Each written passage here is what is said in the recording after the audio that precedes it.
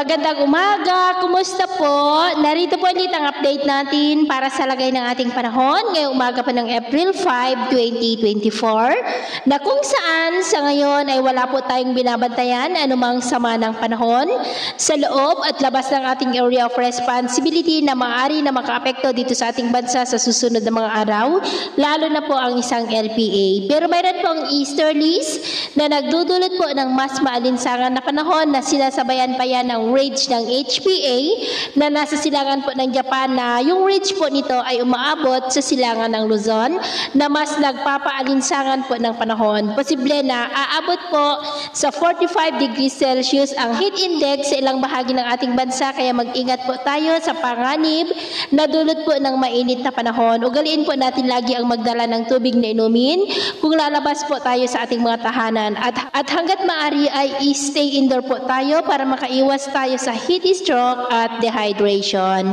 At ito naman ay pinapakita ng forecast model natin pong ginagamit hanggang po sa susunod na 2 linggo.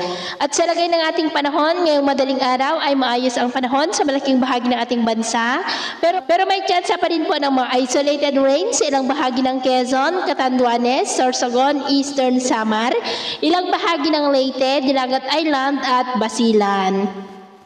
At mamaya po ay sisikat ang araw sa malaking bahagi ng ating bansa. Mainit at maalinsangan ang panahon sa malaking bahagi, pero may tsansa pa rin ng maulap na kalangitan with isolated rain sa ilang bahagi ng Quezon, Legazpi, Rojas, Oriental Mindoro, Eastern Leyte at Dinagat Island. At mamayang hapon, mainit at maalinsangan pa rin ang panahon sa malaking bahagi ng ating bansa, pero may tsansa pa rin ng cloudy skies with isolated rains sa ilang bahagi po ng Quezon, Eastern Samar, Caraga at Mati. At sa atin naman pong mga baybayin, wala naman po tayong nakataas na namang gale warning signals, pero iba yung pag-ingat lamang po kung papalaot tayo para mas makaiwas sa mga sakunang pangkaragatan. So yun po ang latest update natin sa araw na ito. At ako po muli si James na nagsasabing sa kahit na pagsubok po na darating sa ating buhay, huwag na huwag po tayong mawawalan ng pag-asa. Thank you and God bless.